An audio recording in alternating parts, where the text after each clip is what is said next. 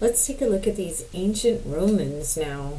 So, if I had to compare a time in history that is most like the United States right now, I would say it's the ancient histories. The ancient Romans. So these guys were king of the world. I'm going to show you the Roman Empire in just a few minutes. But they were king of the world, much like we are king of the world, and they were known for sexual excess. So you'll see a trend that the more money and power that people have, I feel like the more bizarre their sexual practices and the more sexual excess you'll see.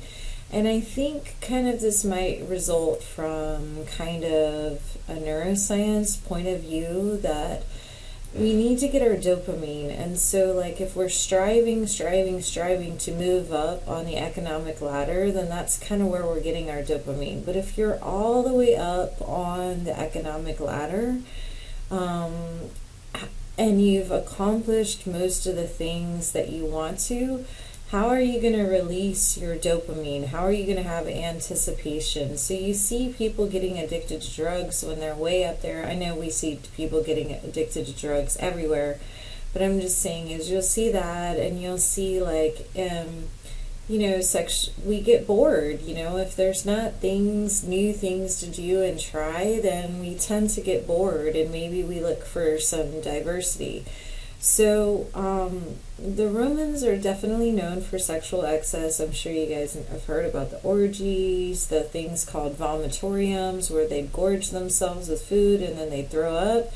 And you see that with us too, is like we eat so much and then we have all these weird dieting and exercise things, whereas other countries, they're probably like, what? Diet and exercise? We can't even get enough to eat. What are you talking about?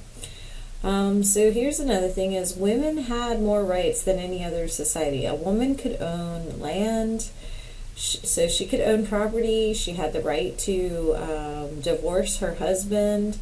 They wore a lot of makeup. They were into a lot of fashion. So it's kind of similar to here. And what you'll see, another major trend that you'll see is that the more rights that a woman has, the less children she tends to have. So, for example, I have 5 kids, but that's considered a pretty big family right now. I don't know too many other families in my neighborhood that have that many kids. There's a few. But back before, like a few generations before, to have 10 kids was, not uncommon. Some of you, probably your grandparents had 20 kids. So when I ask my students nowadays, like, how many kids are you likely to have? A lot of them will say 1 or 2, and the typical family is like 2.6 or something like that.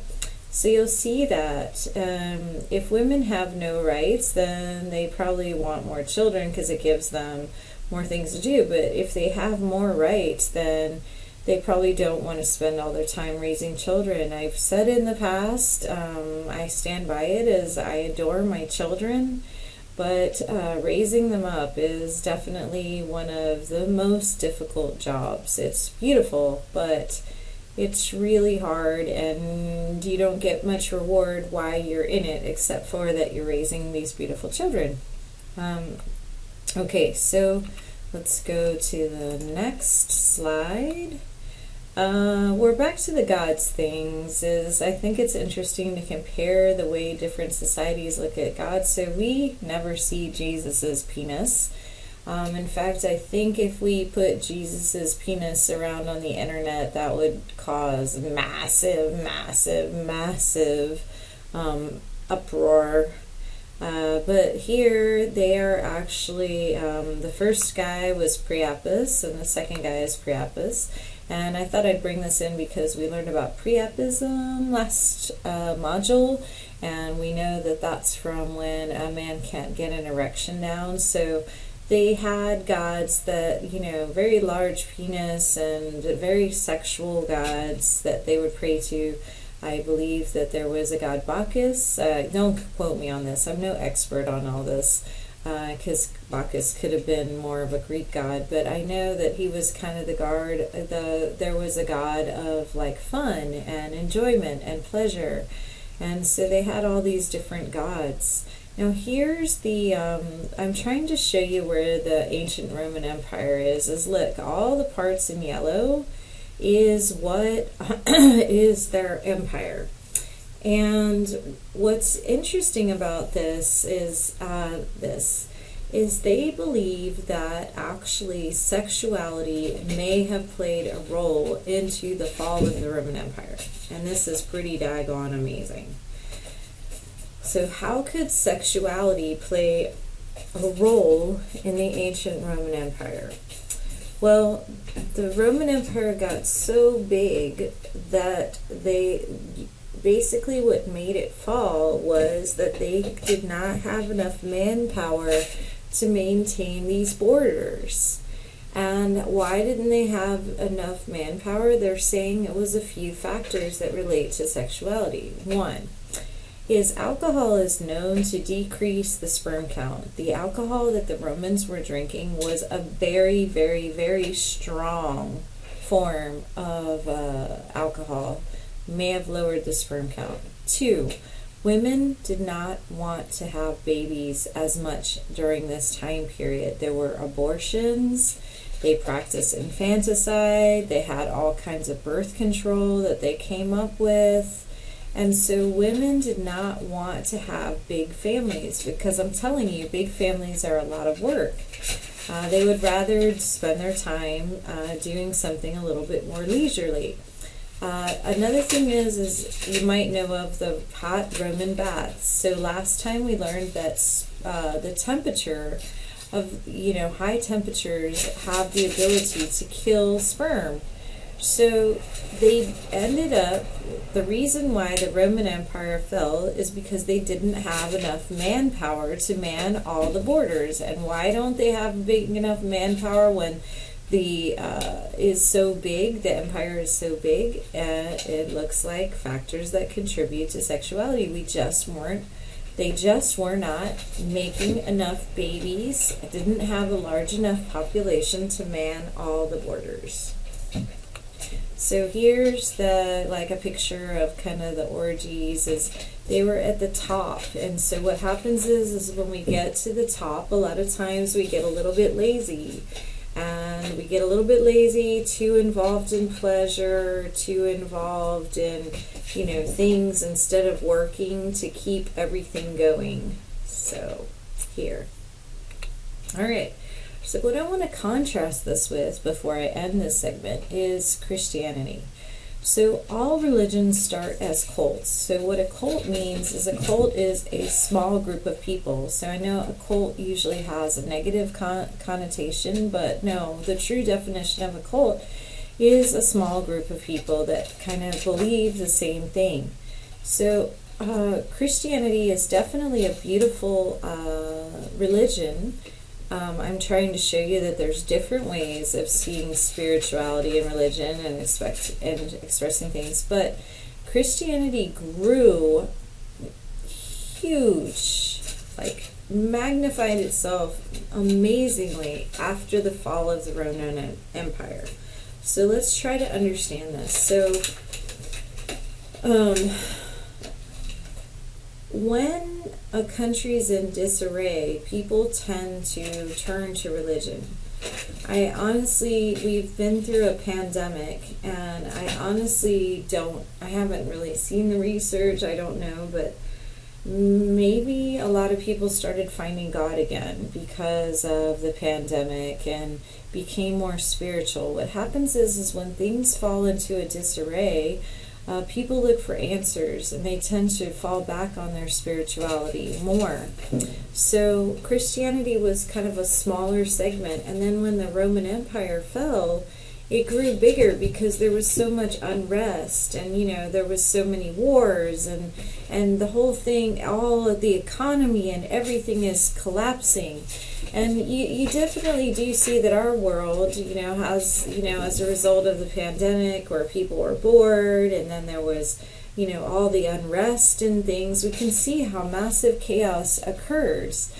And so with the early Christianity, the strong sexual beliefs in the early Christianity may have come into play because the religion itself grew during a time of political unrest, of political uncertainty. So a main guy that was involved in growing the Christianity is this guy named St. Augustine. So he was, kind of responsible for doing some interpretations, for kind of like really a push on getting this out here. And so look at how he interpreted the story of Adam and Eve. So he talked about that once, so for those of you that don't know the story, is supposedly God gave humans this perfect garden, the Garden of Eden, where every one of their wants was fulfilled. And he told them, don't eat from this tree. But Eve couldn't help herself, and she went and she was influenced by this serpent here to try the apple. And so she convinced Adam to take a bite of the apple, and when he took a bite of their apple, they became aware of their nakedness. So St. Augustine interpreted this, became aware of their nakedness, interpreted this to mean that sex is associated with sin. And so as being a big proponent when early Christianity is gaining its ground as a religion, he's saying that sex is associated with sin. Therefore, the best way to heaven and being with God is through chastity. So I think a lot of you know that the priests were supposed to not have sex, the early ones, and the nuns are not supposed to have sex, the monks not have sex, because the path to God is through chastity. Here it is. So St. Augustine realized that people need to have sex in order to procreate, but he says that's all that sex should be used for, is that sex should be done without passion. It should be just to make babies, and that the path to God is actually to forsake your sexual desires. So here's a woman, again, trying to get him to have sex, and he's like, no, I'm trying to follow God. So sex outside of marriage is a sin, sex before marriage is a sin, all kinds of different sexual acts are a sin. As some of you know, that during ancient Roman times, they definitely were proponents of homosexual relations. And so then they believed that ancient Christianity was against homosexual relations, again, because what weakened the country from falling, what weakened the empire from falling, was not having babies. So the only kind of sex that was okay, or I can't think of the word that I'm looking for, permissible, would be sex where your intention is to procreate. So we're going to stop here, and then we're going to contrast this view with another religion that was happening at the exact same time as when Christianity was rising.